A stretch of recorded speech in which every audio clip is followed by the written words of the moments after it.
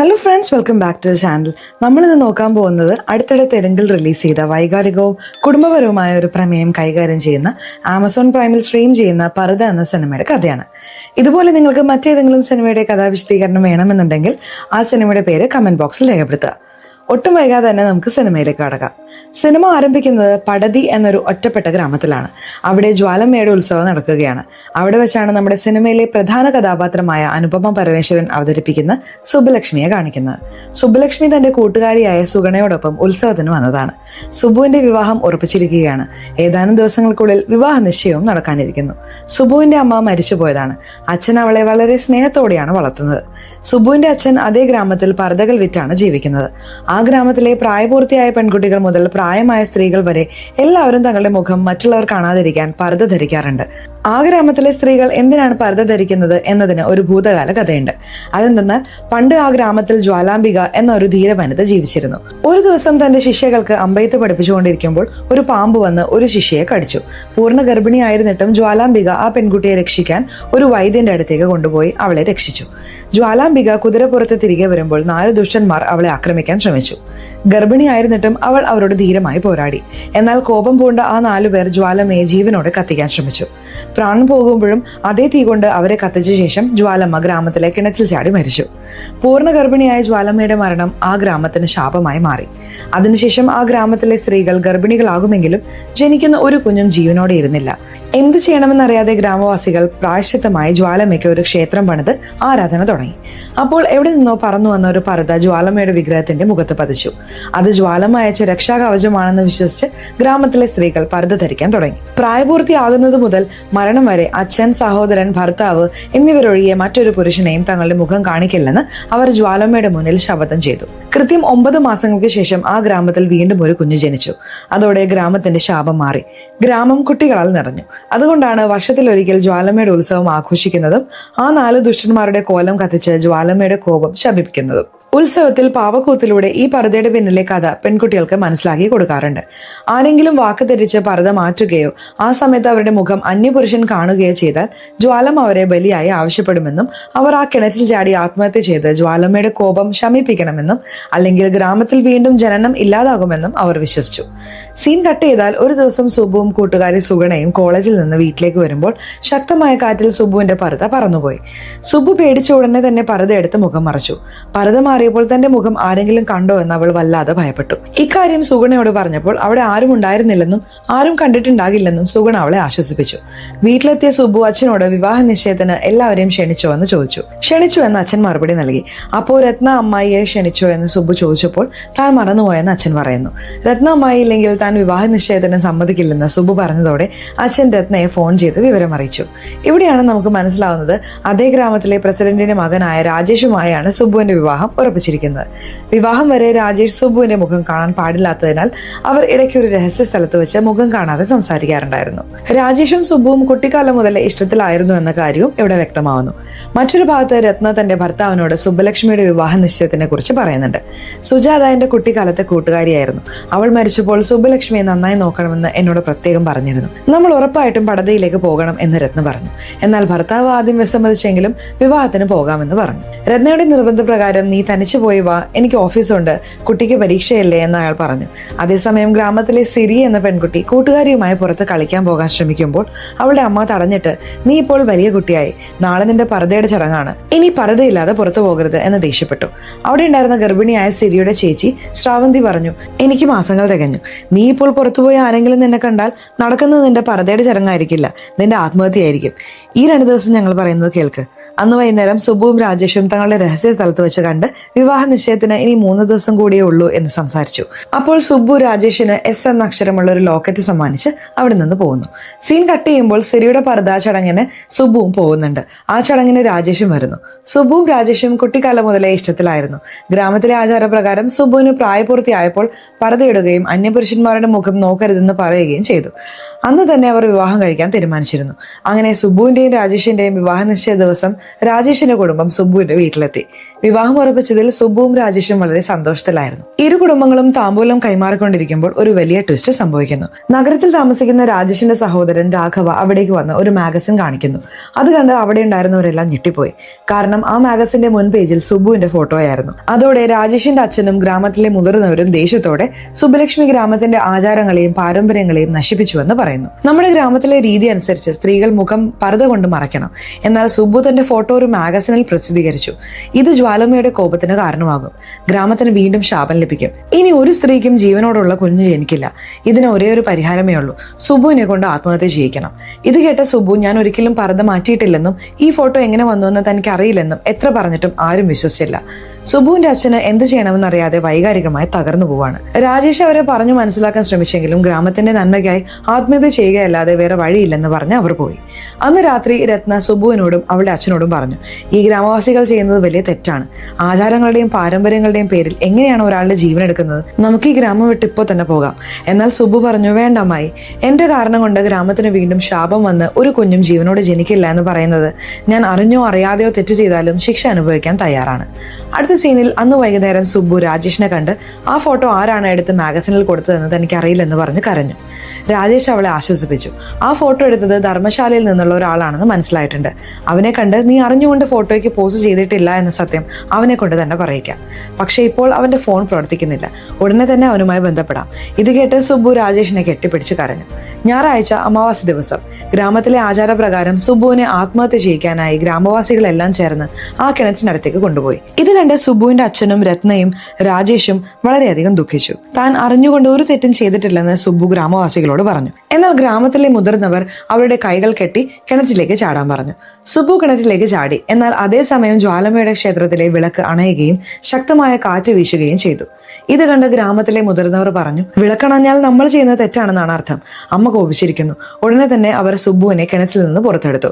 എന്നാൽ ഗ്രാമത്തിലെ ചിലർ ആത്മഹത്യ നിർത്തിയാൽ ഗ്രാമത്തിന് ശാപം ലഭിക്കുമെന്ന് വാദിച്ചു. മറ്റു ചിലർ സുബു അറിഞ്ഞുകൊണ്ട് തെറ്റ് ചെയ്തിട്ടില്ലെന്നും അതുകൊണ്ടാണ് അമ്മ കോപിച്ച് ആത്മഹത്യ തടഞ്ഞതെന്നും പറയുന്നു. അപ്പോൾ രാജേഷ് തന്റെ അച്ഛനോടും ഗ്രാമവാസികളോടും പറഞ്ഞു, സുബുവിന്റെ ഫോട്ടോ എടുത്തയാൾ ധർമ്മശാലയിലുണ്ടെന്ന് അറിയാം. അവന്റെ ഫോൺ കിട്ടുന്നില്ല. അവനെ കണ്ടാൽ സുബു അറിയാതെയാണ് അവൻ ഫോട്ടോ എടുത്തതെന്ന സത്യം അവനെ കൊണ്ട് തന്നെ പറയിക്കാം. ഇത് കേട്ട രാജേഷിന്റെ അച്ഛൻ ഗ്രാമത്തിലെ ഗർഭിണിയായ ശ്രാവന്തി എന്ന സ്ത്രീയോട് ചോദിച്ച് അവളുടെ പ്രസവത്തിന് ഇനി 3 ആഴ്ച കൂടിയ സമയമുള്ളൂ എന്ന് മനസ്സിലാക്കി. അതിനുള്ളിൽ ആ ഫോട്ടോ എടുത്തവനെ കണ്ട് ഇതെല്ലാം സുബു അറിയാതെ സംഭവിച്ചതാണെന്ന് തെളിയിച്ചാൽ ഈ ആത്മഹത്യ ഒഴിവാക്കാം. എന്നാൽ ഈ ഗ്രാമത്തിലെ ആരും അവളെ സഹായിക്കാൻ പാടില്ല എന്ന് അദ്ദേഹം പറഞ്ഞു. അപ്പോൾ രത്ന പറഞ്ഞു, ഞാൻ ഈ ഗ്രാമക്കാരിയല്ല, സുബുവിന്റെ കൂടെ ഞാൻ പോകാം. രാജേഷിന്റെ അച്ഛൻ സുബുവിനോട് പറഞ്ഞു, നീ ഒരു തെറ്റും ചെയ്തിട്ടില്ലെന്ന് തെളിയിച്ചാൽ എന്റെ മകനെ നിനക്ക് വിവാഹം കഴിപ്പിച്ചു തരാം. 3 ആഴ്ചയ്ക്കുള്ളിൽ നീ സത്യം തെളിയിക്കണം. ഇത് കേട്ട സുബു പറഞ്ഞു, ഞാൻ അറിഞ്ഞുകൊണ്ട് ഒരു ഫോട്ടോയ്ക്ക് പോസ്റ്റ് ചെയ്തിട്ടില്ലെന്ന് തെളിയിക്കാൻ കഴിഞ്ഞില്ലെങ്കിൽ ഞാൻ തന്നെ ഈ ജ്വാലാമ്മയ്ക്ക് സ്വയം ബലിയാകും. സീൻ കട്ട് ചെയ്യുമ്പോൾ സുബു അച്ഛനോട് പറഞ്ഞ് രത്നയോടൊപ്പം ധർമ്മശാലയിലേക്ക് പുറപ്പെടുന്നു. സുബു രത്നയെ കെട്ടിപ്പിടിച്ച് കരഞ്ഞുകൊണ്ട് പറയുന്നു, അമ്മായില്ലായിരുന്നെങ്കിൽ എനിക്ക് തനിച്ചിതൊന്നും ചെയ്യാൻ കഴിയില്ലായിരുന്നു. അപ്പോൾ രത്ന സുബുവിനോട് പറഞ്ഞു, ഡൽഹിയിൽ എന്റെ കൂട്ടുകാരി ലളിതയുണ്ട്. അവളുടെ മകൾ അമീഷ അവിടെ നമ്മളെ സഹായിക്കും. അവൾ ഒരു സിവിൽ എഞ്ചിനീയർ ആണ്. അങ്ങനെ സുബുവും രത്നയും ഡൽഹിയിലെത്തി അമീഷയെ കണ്ടുമുട്ടി. അമീഷ അവരോട് സംസാരിച്ച് അവരെ തന്റെ കാറിൽ ധർമ്മശാലയിലേക്ക് കൊണ്ടുപോയി. യാത്രാമധ്യേ അമീഷ സുബുവിനോട് ചോദിച്ചു, അമ്മ നിന്റെ കഥയെല്ലാം എന്നോട് പറഞ്ഞു, പർദ്ദ മാറ്റിയാൽ കുട്ടികൾ ഉണ്ടാവില്ലെന്നോ? ഈ കാലത്ത് ഇതൊക്കെ വിശ്വസിക്കുന്നവരുണ്ടോ? സുബു പറഞ്ഞു, ഞങ്ങളുടെ ആചാരങ്ങളെയും പാരമ്പര്യങ്ങളെയും കളിയാക്കരുത്. എന്നിട്ടും അമീഷ സുബു പറഞ്ഞ ഓരോ കാര്യത്തെയും തമാശയായി കണ്ട് ചിരിച്ചു. ഇത് സുബുവിന് അമീഷയോട് ദേഷ്യം വരുത്തിയെങ്കിലും അവൾ ഒന്നും മിണ്ടിയില്ല. അവർ ധർമ്മശാലയിലെത്തി. രാത്രി ആയതിനാൽ അമീഷ ഒരു ലക്ഷറി ഹോട്ടലിൽ റൂം എടുത്തു. അവിടെ വെച്ചും അമീഷ സുബുവിന്റെ അവസ്ഥ മനസ്സിലാക്കാതെ തമാശകൾ പറഞ്ഞുകൊണ്ടേയിരുന്നു. അതോടെ സുബു തന്റെ അമ്മായിയെയും കൂട്ടി അവിടെ നിന്ന് പോവാൻ തീരുമാനിച്ചു. എന്നാൽ രത്ന അവളെ സമാധാനിപ്പിച്ചു, നമുക്കിവിടെ ആരെയും അറിയില്ല, പോരാത്തതിന് ഇത് അർദ്ധരാത്രിയുമാണ്. അങ്ങനെ എല്ലാവരും അത്താഴം കഴിച്ചുറങ്ങി. അർദ്ധരാത്രിയിൽ അമീഷ ഉണർന്നു നോക്കുമ്പോൾ സുബു അവിടെ ഇരുന്ന് കരയുകയായിരുന്നു. എന്തു പറ്റിയെന്ന് ചോദിച്ചപ്പോൾ സുബു പറഞ്ഞു, നിനക്കിതെല്ലാം തമാശയായി തോന്നുന്നുണ്ടാവും, പക്ഷെ എനിക്ക് അങ്ങനെയല്ല, ഇതെന്റെ ജീവിതമാണ്. ആ ഫോട്ടോഗ്രാഫറെ കാണുന്നത് എനിക്ക് എത്രമാത്രം പ്രധാനപ്പെട്ടതാണെന്ന് അറിയാമോ? എനിക്ക് വേണ്ടി ഗ്രാമത്തിൽ എന്റെ അച്ഛനും ഗർഭിണിയായ ശ്രാവന്തിയും രാജേഷും എല്ലാവരും കാത്തിരിക്കുകയാണ്. എനിക്ക് നിന്നെ പോലെ സമാധാനമായിരിക്കാൻ കഴിയില്ല, ഒന്ന് മനസ്സിലാക്ക്. ഇത് കേട്ട അമീഷയ്ക്ക് സുബുവിന്റെ അവസ്ഥ മനസ്സിലാവുകയും അവളെ ആശ്വസിപ്പിക്കുകയും ചെയ്തു. നാളെ രാവിലെ തന്നെ നമുക്ക് ആ ഫോട്ടോഗ്രാഫറുടെ വിലാസത്തിൽ പോകാം എന്ന് അമീഷ പറഞ്ഞപ്പോൾ സുബുവിനും രത്നയ്ക്കും സന്തോഷമായി. അടുത്ത സീനിൽ പിറ്റേന്ന് രാവിലെ അവർ കാറിൽ ഫോട്ടോഗ്രാഫറുടെ വിലാസം തേടി പുറപ്പെട്ടു. യാത്രാമധ്യേ മണ്ണിടിച്ചിലുണ്ടായി വാഹനങ്ങളെല്ലാം വഴിയിൽ കുടുങ്ങി. അമീഷ കാർ നിർത്തി മുന്നോട്ട് പോയി നോക്കുന്നതിനിടയിൽ സുബു ഫോട്ടോഗ്രാഫറുടെ ഫോണിലേക്ക് വിളിച്ചു. കോൾ കണക്ട് ആയി. ഫോട്ടോഗ്രാഫർ കോൾ എടുത്ത് സംസാരിച്ചെങ്കിലും സുബുവിന് അവന്റെ ഭാഷ അറിയാത്തതുകൊണ്ട് അമീഷയെ വിളിച്ച് ഫോൺ കൊടുത്തു. അപ്പോഴേക്കും കോൾ കട്ടായിരുന്നു. അമീഷ തിരിച്ചു വിളിച്ചെങ്കിലും കോൾ കണക്ട് ആയില്ല. സുബു വിഷമിച്ചപ്പോൾ അമീഷ അവളെ സമാധാനിപ്പിച്ചു. നീ വിഷമിക്കേണ്ട, ഞാൻ ആ ഫോട്ടോഗ്രാഫർക്ക് കാര്യങ്ങളെല്ലാം മെസ്സേജ് ചെയ്യാം. മണ്ണിടിച്ചിൽ മാറി വഴി ശരിയാകാൻ 3 ദിവസം എടുക്കുമെന്ന് അറിഞ്ഞതോടെ അവിടെ ഉണ്ടായിരുന്ന മറ്റ് യാത്രക്കാരോടൊപ്പം അടുത്തുള്ള ഗ്രാമത്തിൽ താമസിക്കാൻ അവർ തീരുമാനിച്ചു. ആ യാത്രക്കാരുടെ കൂട്ടത്തിൽ നാരായണൻ എന്നൊരാളും ഉണ്ടായിരുന്നു. മകളുടെ ആഗ്രഹപ്രകാരമാണ് അയാൾ യാത്രയ്ക്ക് വന്നത്. അവരെല്ലാവരും അവിടുത്തെ സ്ഥലങ്ങൾ കണ്ട് ഒരു ഹിമാലയൻ ഹോം സ്റ്റേയിൽ താമസിച്ചു. അതേസമയം രാജേഷിന്റെ അച്ഛൻ അവന് വേണ്ടി മറ്റൊരു വിവാഹാലോചന കൊണ്ടുവന്നു. രാജേഷ് പറഞ്ഞു, അച്ഛാ, സുബു തെറ്റ് ചെയ്തിട്ടില്ലെന്ന് തെളിയിച്ചാൽ ഞങ്ങൾ വിവാഹം നടത്തി തരാമെന്ന് പറഞ്ഞല്ലേ, അവൾ അത് തീർച്ചയായും തെളിയിക്കും. അപ്പോൾ അച്ഛൻ പറഞ്ഞു, നീ വിശ്വസിക്കുന്ന പോലെ അവൾ ഫോട്ടോയ്ക്ക് പോസ്റ്റ് ചെയ്തിട്ടില്ലെങ്കിൽ പോലും നിന്റെ കൂട്ടുകാരും ബന്ധുക്കളും എല്ലാം അവളുടെ മുഖം കണ്ടു കഴിഞ്ഞു. ഗ്രാമത്തിലെ പൂജാരി മുതൽ ആടിനെ മേയ്ക്കുന്നവർ വരെ എല്ലാവരും അവളുടെ മുഖം കണ്ടു. അങ്ങനെയുള്ള ഒരു പെണ്ണിനെ നീ എങ്ങനെ വിവാഹം കഴിക്കും? ഇത് കേട്ട് രാജേഷും ചിന്തയിലാണ്ടു. അന്ന് രാത്രി രാജേഷ് സുബുവിനെ കുറിച്ച് ആലോചിച്ച് റെയിൽവേ സ്റ്റേഷനിലൂടെ നടക്കുമ്പോൾ ഒരു കടയിൽ സുബുവിന്റെ കവർ ഫോട്ടോയുള്ള മാഗസിൻ കണ്ടു. ചിലർ ആ മാഗസിൻ വാങ്ങി സുബുവിന്റെ മുഖത്ത് തൊടുന്നത് കണ്ട് അവന് ദേഷ്യം ഇരട്ടിച്ചു. മറ്റൊരു വശത്ത് ശ്രാവന്തി സുബുവിനെ ഫോൺ ചെയ്ത് പറഞ്ഞു, എന്തോ എനിക്ക് പേടിയാവുന്നു സുബു, എന്തോ ആപത്ത് സംഭവിക്കാൻ പോകുന്ന പോലെ തോന്നുന്നു. എന്റെ വയറ്റിലുള്ള കുഞ്ഞിന് എന്തെങ്കിലും സംഭവിച്ചാൽ ഞാൻ ജീവനോടെ ഇരിക്കില്ല. നീ എവിടെയാണ്? ആ ഫോട്ടോഗ്രാഫറെ കണ്ടോ? സുബു അവളെ ആശ്വസിപ്പിച്ചു. നീ പേടിക്കേണ്ട, ജ്വാലാംബിക അമ്മ നമുക്കൊരു ദോഷവും വരുത്തില്ല. ഇവിടെ മണ്ണിടിച്ചിലുണ്ടായി വഴിയിൽ കുടുങ്ങി കിടക്കുകയാണ്. 3 ദിവസത്തിനുള്ളിൽ ഞാൻ ആ ഫോട്ടോഗ്രാഫറെ കാണും. ഇതേ സമയം രത്നയെ അവളുടെ ഭർത്താവ് ഫോൺ ചെയ്ത് വഴക്ക് പറഞ്ഞു. 2 ദിവസത്തേക്കെന്ന് പറഞ്ഞു പോയിട്ട് ഇതുവരെ തിരിച്ചു വന്നില്ലല്ലോ.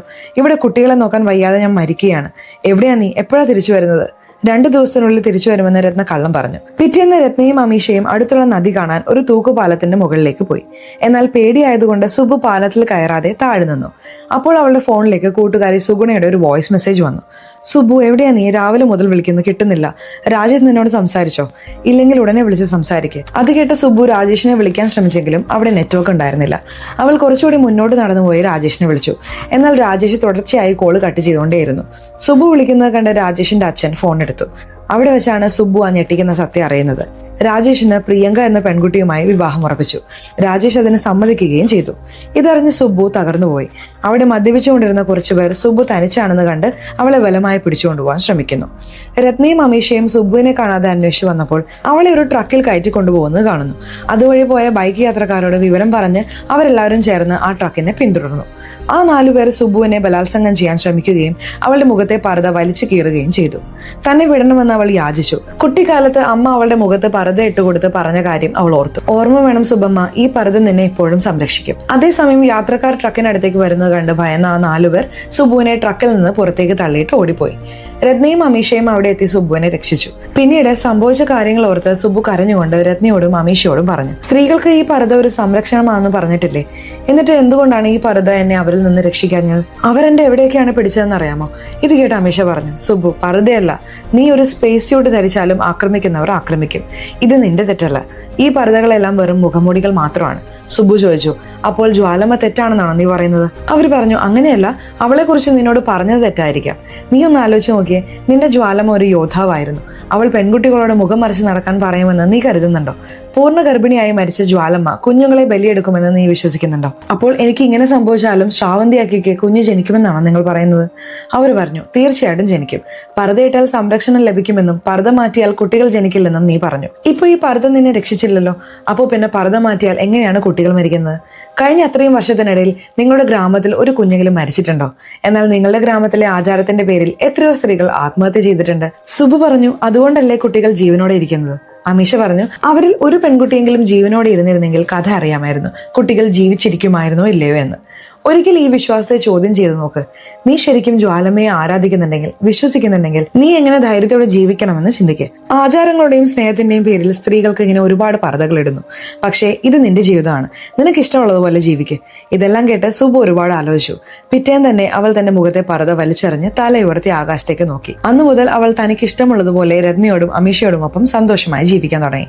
സുബുവിനെ പർദ്ദയില്ലാതെ കണ്ട് യാത്രക്കാരൻ ഞെട്ടി. 3 ദിവസത്തിന് ശേഷം അമീഷ സുബുവിനോട് പറഞ്ഞു, മണ്ണിടിച്ചിൽ മാറി വഴി ശരിയായി. നമുക്കിനി ആ ഫോട്ടോഗ്രാഫറെ കാണാം. ഇത് കേട്ട സുബ്ബു പറഞ്ഞു, ആ ഫോട്ടോഗ്രാഫറെ കണ്ടാൽ ഞാൻ വീണ്ടും എന്റെ പഴയ ജീവിതത്തിലേക്ക് തിരിച്ചു പോകേണ്ടി വരും. എനിക്കിപ്പോൾ അയാളെ കാണണ്ട. എനിക്ക് കുറച്ച് ദിവസം കൂടി ഇവിടെ തന്നെ ജീവിക്കണം. അമീഷ സമ്മതിച്ചു. നിനക്ക് എത്ര ദിവസം വേണമെങ്കിലും ഇവിടെ നിൽക്കാം. സുബ്ബു സന്തോഷിച്ചു. തന്റെ ജീവിതത്തിൽ ഒരു ജോലി നേടണമെന്നും എന്നെങ്കിലും തന്റെ ഗ്രാമത്തിൽ പർദ്ദയില്ലാതെ നടക്കണമെന്നും അവൾ തന്റെ ഡയറിയിൽ കുറിച്ചു. അതേസമയം അമീഷയുടെ മെസ്സേജ് കണ്ട ഫോട്ടോഗ്രാഫർ അവർക്കൊരു വീഡിയോ സന്ദേശം അയച്ചു. അതിൽ അയാൾ പറഞ്ഞു, ഞാനൊരു വൈൽഡ് ലൈഫ് ഫോട്ടോഗ്രാഫറാണ്. ഞാൻ സൗത്ത് ഇന്ത്യയിൽ യാത്ര ചെയ്യുമ്പോഴാണ് ആദ്യമായി സുബ്ബുവിനെ കണ്ടതും അവളോട് ചോദിക്കാതെ ഫോട്ടോ എടുത്തതും. എന്നാൽ അതുകൊണ്ട് ആ പെൺകുട്ടിയുടെ ജീവിതം ഇത്രയധികം ദുരിതത്തിലാകുമെന്ന് ഞാൻ കരുതിയില്ല. അവളുടെ അനുവാദമില്ലാതെ ഫോട്ടോ എടുത്തതിന് ഞാൻ ക്ഷമ ചോദിക്കുന്നു. ഈ കാര്യം എവിടെ വന്ന് പറയണമെങ്കിലും ഞാൻ പറയാൻ തയ്യാറാണ്. ആ വീഡിയോ കണ്ട സുബ്ബു രത്നയോട് പറഞ്ഞു, അമ്മായി, നമ്മൾ വന്ന കാര്യം കഴിഞ്ഞു. ഇനി ഇവിടെ നിൽക്കാൻ ഒരു കാരണവുമില്ല. അതോടെ അവർക്ക് വേറെ വഴിയില്ലാതെ അവിടെ നിന്ന് പോകാൻ തീരുമാനമായി. അടുത്ത സീനിൽ അവർ 3 പേരും കാറിൽ പോകുമ്പോൾ മറ്റൊരു കാറിൽ വന്ന ഒരാൾ കൊടും വളവുകളുള്ള ആ റോഡിൽ വെച്ച് അമീഷയുടെ കാറിനെ ഓവർടേക്ക് ചെയ്യാൻ ശ്രമിച്ചു. ദേഷ്യം വന്ന അമീഷ ആ മത്സരം ജയിക്കാനായി അതിവേഗത്തിൽ കാർ ഓടിച്ച് ജയിച്ചു. എന്നാൽ ആ വേഗത കണ്ട് സുബ്ബു ഭയന്നു.